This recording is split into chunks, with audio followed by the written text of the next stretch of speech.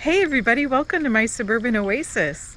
My name's Soleil and I garden in Zone 5B in mid-Michigan, and we're starting to see some fall color, and there's lots of things that we need to get done in the garden because it's that time of year when things are starting to wind down, the temperatures are getting cooler, and I've got to do a lot of planting. I know my bulb order is on the way, so I need to get some things in the ground and there's some cleanup I need to do.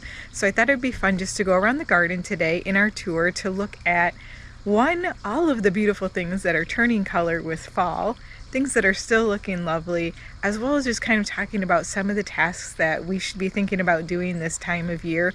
Or if you're in the south, it might be a little bit later for you, or if you're just in a hotter climate.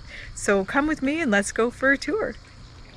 So this here is the Diamond Rouge Hydrangea, and we have already gotten 3 frosts. So it is definitely starting to give up some of its color and change over into that beautiful antique color that I just love. And I love the colors of white and I love the colors of pink, but I also enjoy this part of the cycle of life for these hydrangeas. I think it's simply gorgeous. I do still need to plant out this clematis. Haven't gotten it into the ground yet. I do know where it's going to go, but I haven't gotten to it. So if you have any clematis that are in pots that you've grown this season, if they're not going to overwinter for you, you should be thinking about getting them in the ground as soon as possible.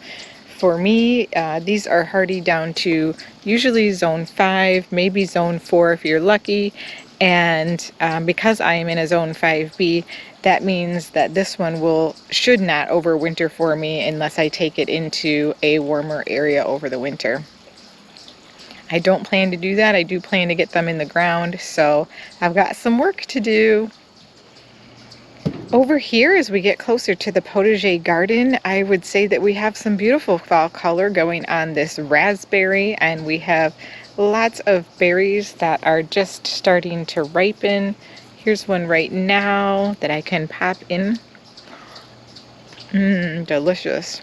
And we have some chard. This is the Northern Lights chard, and it grows many different colors and has different colored stems.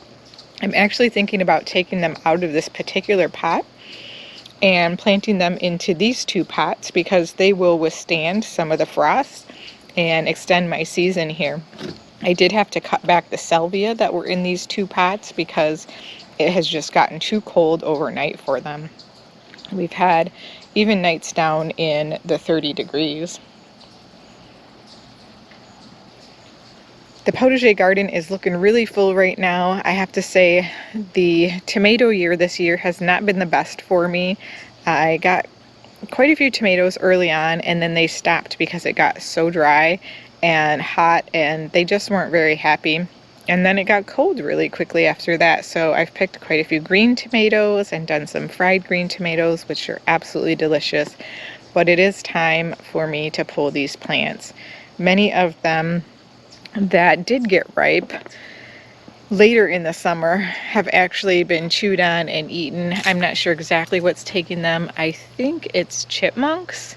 I don't know that these cages are sturdy enough for a groundhog to crawl up. I'm not really sure, but I do see chipmunks eating on some of the tomatoes that have been pulled down onto the ground, so I think that's what it has been. I just need to come in and clean up the potager garden a bit. I have some basil that has gone to seed over here, and I have some basil over here. It's purple basil that has also done its bloom and is setting seed. Surprisingly enough, I did get a little volunteer plant this year. I planted hot and heavy peppers last year. And isn't that the cutest little pepper plant? It came up all on its own. It has lots of peppers on it, and I think it just looks so cute. They might even turn red before the end of the season. I guess we'll see. But you can see just how bushy some of these tomato plants are. I'm shocked that they haven't completely shriveled up from the frost that we've had, but it is time to get them out of here.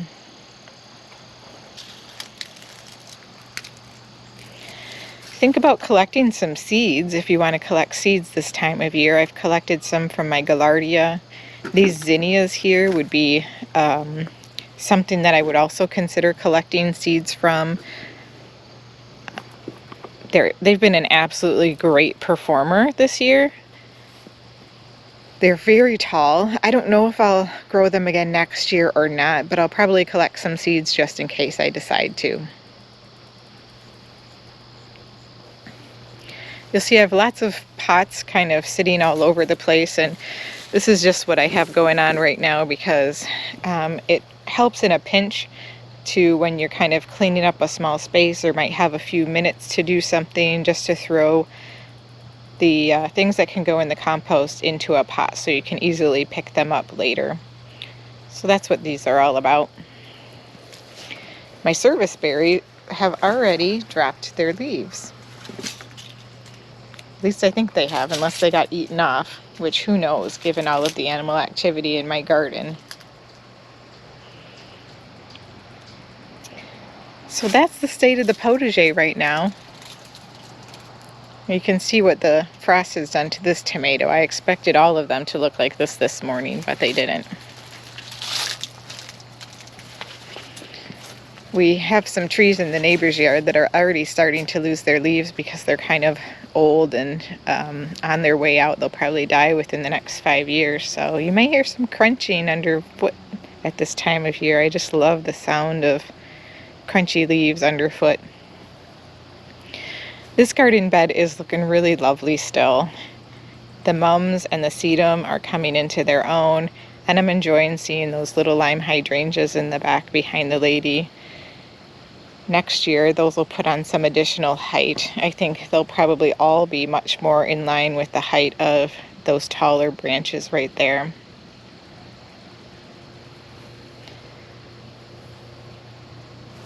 The Pinky Winky hydrangea is still holding on to quite a bit of its color here. We're starting to see some of that tanning or antiquing of the flowers, but not too much yet. I may have to cut a couple blooms off before they totally go. And we still have some polka dot blooms happening over here, and just look at the number of pink berries all over that coral berry. Isn't that gorgeous? They do just look like candy, don't they? I am thinking about replacing these Patriot hostas next year. I don't think I'll get around to it this year, nor do I necessarily have the plants that I would want to put there.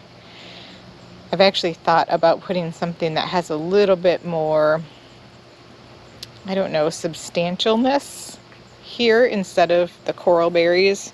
Not necessarily getting rid of the coral berries, but maybe moving those forward to where the hostas are right now and finding something for behind them. I don't know. Lots of things to think about. Anyhow, you can see that many of the hostas in my garden are going to begin turning yellow, and I think it's a beautiful glowing color in the fall, so I like to leave them. It also makes the fall cleanup much easier. So just a little hint or tip for those of you who have hostas, rather than taking all of the time it takes to cut every single stem and then still have some of those stems maybe left in the springtime to clean up or some stubs sticking out of the ground, I just let them die back to the ground, enjoy the fall color on them while I can, and then come back out and clean them up. And if I have time, I'll make a video when I do that. Strawberry Sundae is looking pretty. And these other hydrangeas are still looking really nice with their mop heads. I haven't cut any of the mop heads off. Just haven't wanted to because they're just so pretty.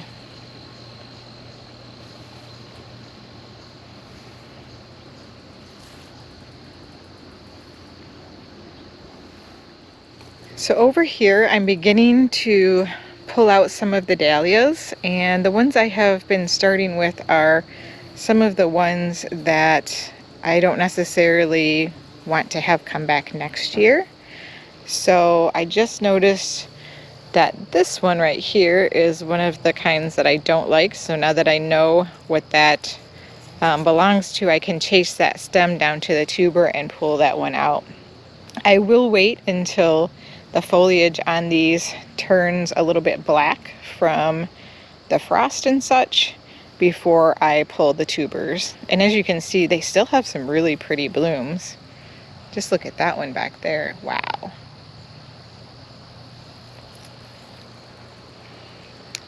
The white blossoms of the Seven Sunflower are just about gone. And if we look rather closely at some of the tips of them, we can start to see those beautiful red bracts, or I'm not even sure if they're called bracts, but starting to pop out from there, and they will get bigger and deeper colored and be all over this for some fall color. So that's just starting to change over. And the high voltage roses in this garden bed have put on some amazing rose hips. So I'm leaving them because I think they're going to look really lovely as they put on their fall color this year. But it is putting out a couple of blooms for me even at the end of the season, so that's very cool. We're getting some fall color on the blueberry bushes. They always put on a beautiful fall show for me. And I'm hoping next year they'll be even more established and we'll get more berries than just, I don't know, I think I might have gotten 3 this year. Now here's another mum that I have. I believe this one's going to bloom white. So I get a lot of questions about the mums that I have planted in my garden, and this one is more of a late season bloomer. So there are mums that are early bloomers, mid bloomers, and late bloomers, similar to kind of the daffodils that you can get. And this one is a later bloomer, so this is going to bloom white. And it's also not in full sun. I would probably consider this to be part sun. So it's a little bit behind, but it'll be absolutely gorgeous.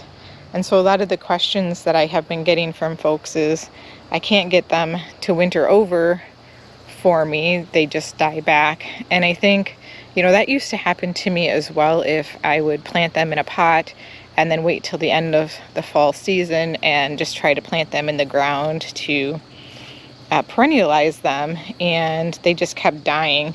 So I found out that you're supposed to plant them earlier in the season. So what I've done is just ensure that as soon as they are available in a store, which is usually here in early September, that I get them and I plant them directly into the ground as opposed to putting them into a pot for, you know, a seasonal display first. They just go straight into the garden. And that has worked very successfully for me. And then, you know, if you know that that plant overwinters, you can also divide them earlier in the season and spread them throughout your garden by dividing them. It's just a really good free way to continue to make more plants for yourself. So the witch hazels are doing good. I have watered them a couple of times because it has been pretty dry since the last tour. We really haven't gotten much in the way of rain. And you can see the Solomon seal is even starting to turn a yellow, and the Jetstream Hydrangea, which is an oak leaf hydrangea, is really putting on a beautiful deep burgundy color here. And those are contrasting so beautifully, aren't they?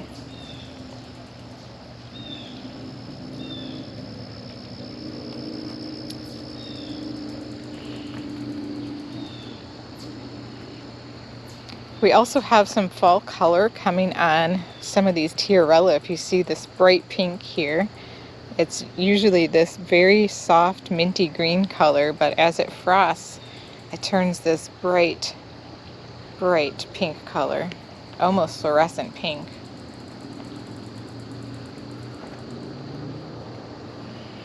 Well, you notice we have some very deep dark red there, and that is a Coosa Dogwood. We also have some very bright red berries now that are going all over these honeysuckle bushes that we have throughout the yard. Now, even though these turn into every single one of these a little plant, they are certainly beautiful this time of year as we go through the fall season.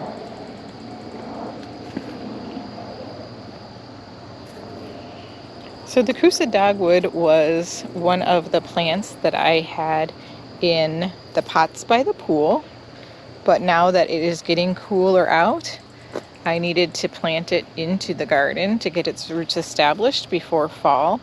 Now you can continue to plant shrubs and trees until the soil is completely frozen, but it is good to give them at least a little bit of leeway and some lead time to get further established. This will lose its leaves, and I can tell that they are darkening up, and they will fall off because it is deciduous, but it's gorgeous. It's beautiful, beautiful contrast here, and it's a slow grower, but I hope that eventually, as it gets maybe up to 20 feet tall, that we can cut down this buckthorn, which also produces these really dark black berries that fall all over the place, and similar to the honeysuckle, just create tons and tons of little seedlings every year that I have to pull up.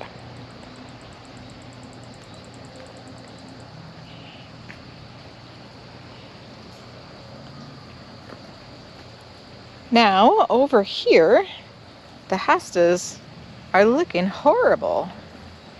They got really, really dry, and it got really cold, and they just look crummy up front here.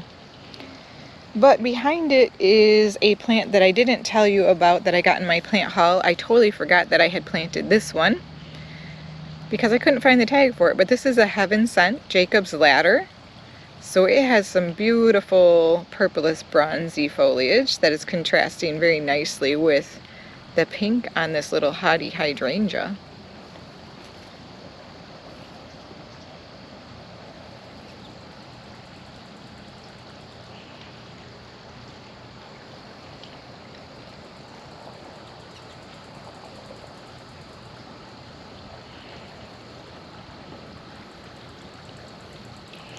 I do have a Panicum grass that I planted in the ground last year. Actually, no, that's not true. I had it overwintered in a pot, and ornamental grasses do not do well being overwintered in my climate because they get too wet. But there was just a little bit left of it, so I thought I would plant it here and see how well it does. And hopefully we'll have a beautiful show of ornamental grass next year with these cute little seed heads on it.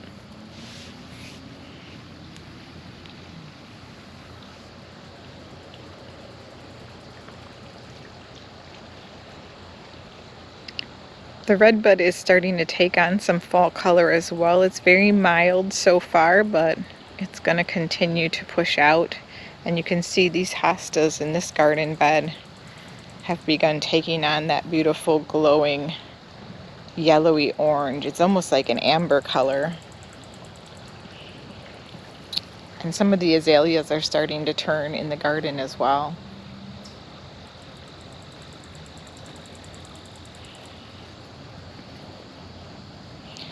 I still just love the contrast between the foliage in this garden and the beautiful show of the firelight hydrangea. These bloomed very late compared to the other firelight hydrangea that I have planted in the garden, and they just look really beautiful.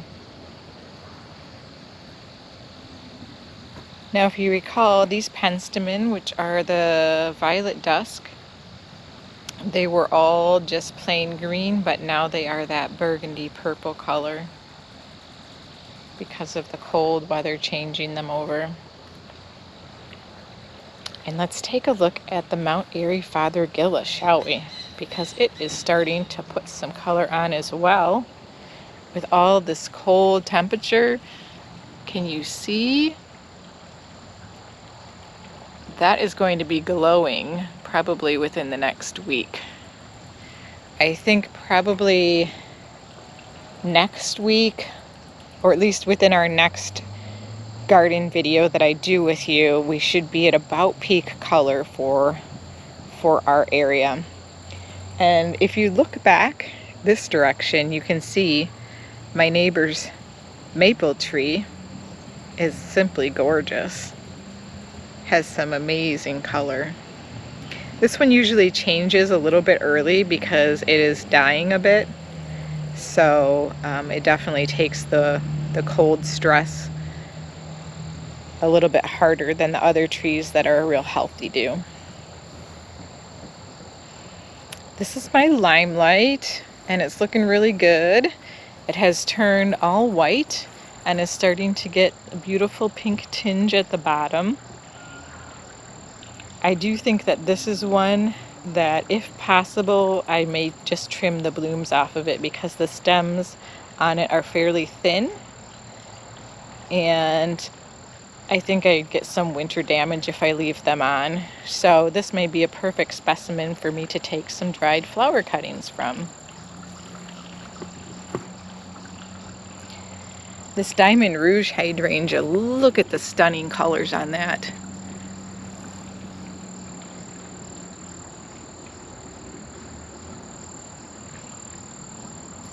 I just love that. Pretty much the same color as the Firelight, I think. So bright. Now this is the other Firelight right here that we have, which definitely is much more of a dusty rose because it bloomed much earlier than the other one. In fact, you can even see as the bloom is aging here how it's kind of faded and there's some skeletal parts to it. That's so pretty. It's all lacy.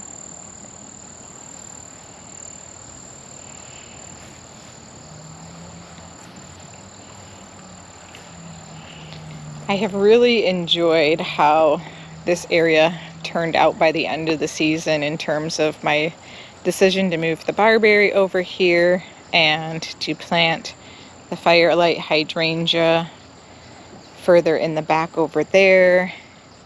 Having this Firelight here along with the daisies. I am looking forward to seeing how these daisies perform next year when they start to bloom and how long they bloom, because I purchased them mid-season. But look at the foliage on them. They are still perfect. These are the Sweet Daisy Birdie Daisy. And I know I said daisy twice, but that's the actual name. These are by Monrovia.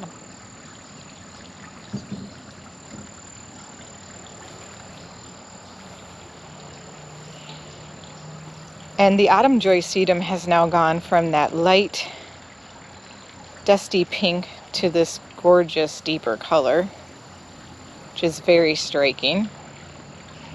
And here we have another mum that is a late bloomer, and this one will be a purple.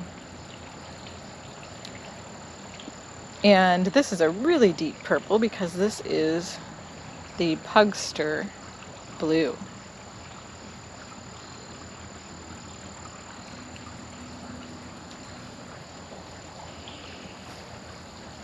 I did pop in an additional heuchera right here that I got as part of my plant haul. Again, there were some that I just got into the ground and I didn't necessarily have the tags with me as I did the other video. I believe that one's called Lava Lamp.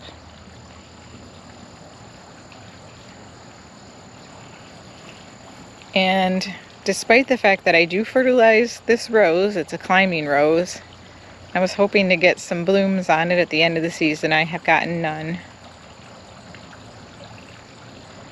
Maybe next year. You can see the Deutzia putting on some of the darker colors there. And then I did pop this is a Mahogany Monster heuchera in behind that orange mum. And it's interesting, something came in and ate all of the older mum flowers off of all of my orange mum plants. So now you can just see some of the new flowers, and there are more buds that are on there that haven't bloomed yet, so I think we'll still get some more blooms. But definitely I'm going to have some spraying going on so that I can keep the critters off of them. But they are still blooming and they're still providing color, albeit a little bit less dramatic this week. Now here's a beautiful scene of changing color. The viburnum and the barberry down here. These barberries are putting on this beautiful red foliage, which really sets off this Rudbeckia. This is the Cappuccino Rudbeckia, and that has also darkened with the cool color, but the flowers still look amazing. And then there's this gorgeous purple foliage beginning to really turn on this viburnum. These viburnums are just stunning plants. I just love the foliage on them. I think I may have mentioned that last video as well, but you know how it is when you find a plant that you love, it's hard to stop talking about it.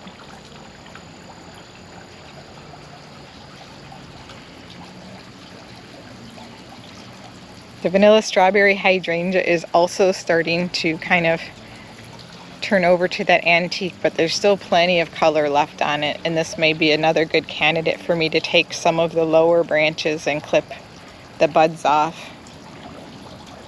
I have some lovely sedum and alyssum still going down at the base of it. Lots still to enjoy in the garden this time of year.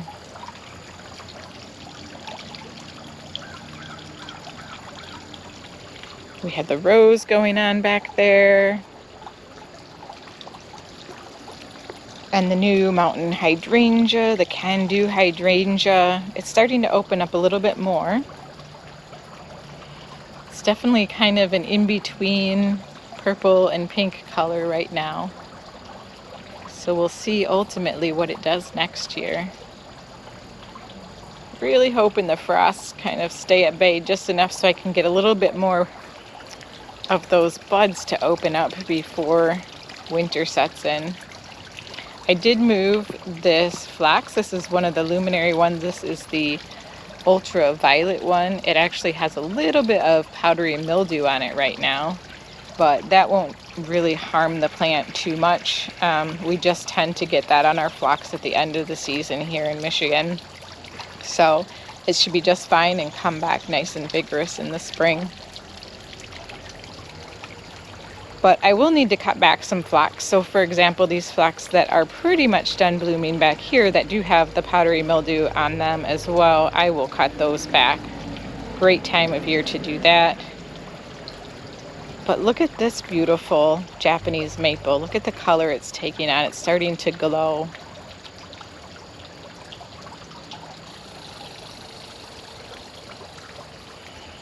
The salvia has not stopped blooming. This is the rose marble, and the bumblebees are still quite happy to have it around.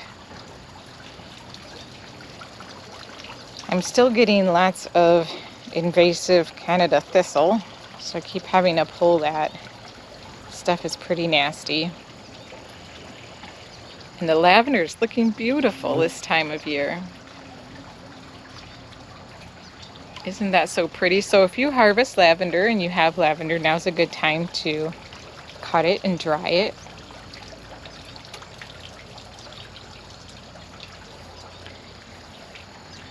And I had a couple of autumn frost hostas that I got and planted over in this area, and I was going to split the heucheras, but then when I got these autumn frosts for like $5 a piece, I couldn't believe it. So I figured I would just use them to fill that in and create, you know, a bigger impact of the hosta in this area. I am probably going to be moving this luminary. This is a luminary phlox. It's called Cloudburst. So I think I'm going to move that near the other one that's in the back garden. That way they'll have a bigger impact. But I'll probably not move that until springtime. We'll see. So here we have the burning bush. This is in what I would consider morning sun. So it doesn't ever get super bright in this area, but it does definitely put on some beautiful fall color at any rate. And here we have the strawberry Sundae hydrangea, which would be another excellent candidate for having some blooms cut, because just look at the color on this. So pretty. And the size of the blooms is amazing. So just for comparison, here's my neighbor's burning bush, which faces west and gets the exposure to some of the sun from the south as well as the west. Definitely ahead of mine with more color.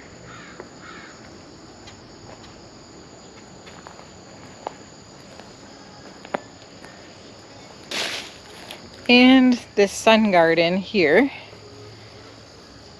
is definitely being enjoyed by the finches still.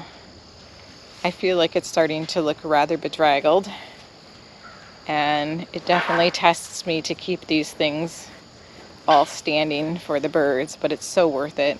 I mean, usually when I come out here, there's like 3 or 4 of them just eating away at these purple coneflowers.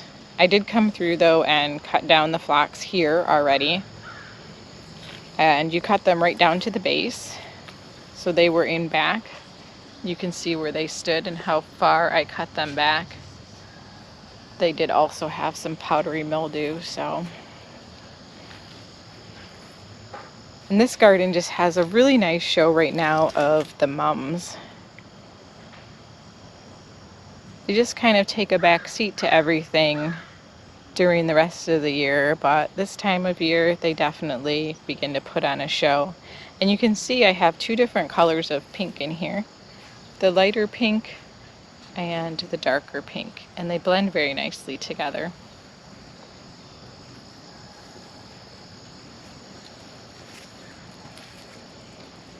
So this Gara can probably be cut back now. I probably would not cut it all the way back down to the ground. I'll probably just cut all of these little stems back because it probably won't bloom too much more. But this crabapple is starting to put on some of its fall color, both with the berries and with the leaves. The berries are so pretty. The Gara in back here that's more protected actually has more blooms than the rest of them.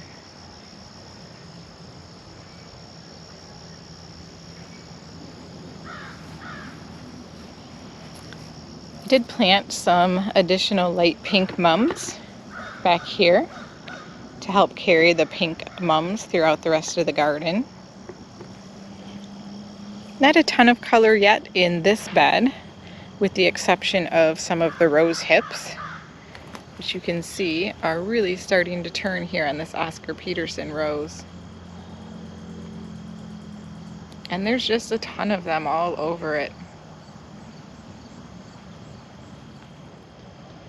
I think this garden bed looks really, really pretty right now. It just has so much going for it in terms of the different colors, the different heights and textures, the different growth habits. I've been really happy with the way that this looks. The irises are doing well that we planted over here. They're kind of going a bit crazy.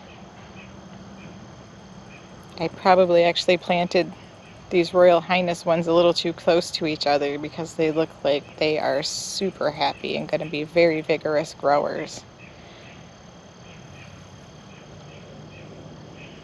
And I did plant some more light pink mums in this area to kind of fill in that space.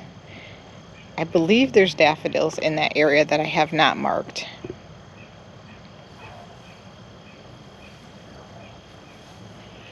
You can see the Jetstream Hydrangea. We'll go over and look at it a little closer, but that one out here is also putting on some beautiful color. And I am going to cut back these purple coneflower heads here because we have plenty of seeds in the side garden to leave for the birds.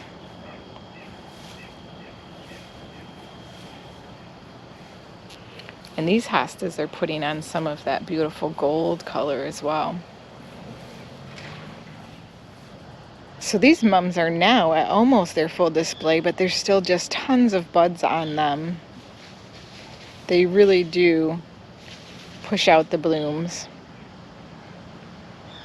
So again, if you're interested in planting mums in your garden, I say go for it. It may still not be too late depending on your area and how long your winters are. I plant mine again in early September, but early September for me is a good month before everything gets a frost. At least normally. We got early frost this year. So here's the color coming in on this Jetstream hydrangea. Isn't that beautiful?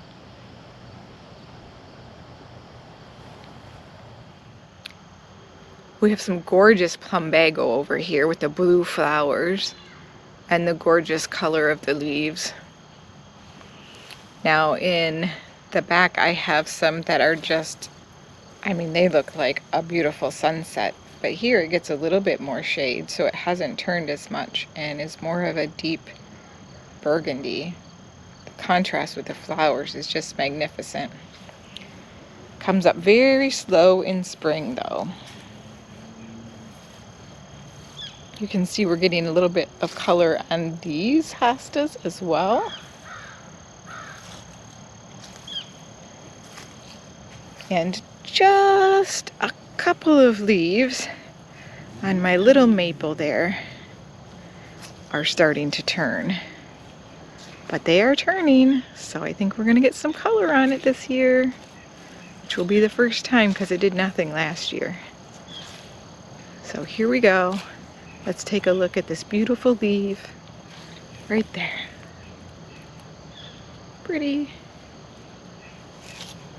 Hopefully they'll all be looking that color soon.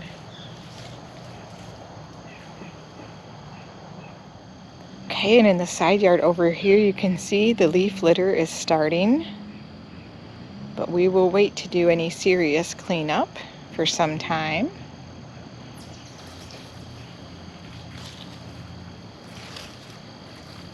I have a wonderful leaf machine that helps me to shred my leaves and use them for mulch and compost. And leaves do amazing things for your garden. So if you usually rake them up and put them by the curb to be picked up, I highly recommend that you consider shredding them or putting them in a bag to make leaf mold to be able to use on your garden in the spring.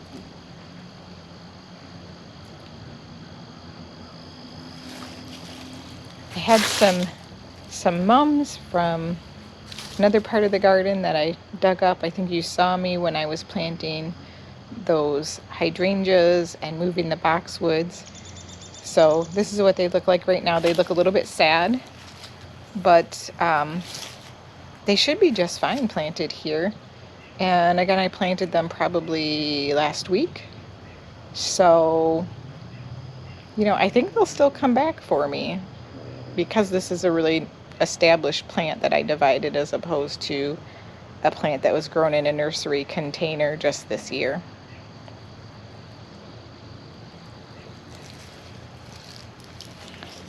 And here is where I put the spirea. So this spirea was the one that I moved in order to make room for the hydrangea. And I really like the way that it looks here. It looks a little bit sad right now because I transplanted it and then it got down to like 36 degrees that same night. But I think it's going to look really, really pretty here. Well, I hope you enjoyed this tour at the beginning of October. I can hardly believe it's October already, but it sure is a nice time of year to get out and spend some time outside. So thanks for joining me today, and I hope you're still enjoying your garden. Thanks so much for watching. We'll see you next time. Bye!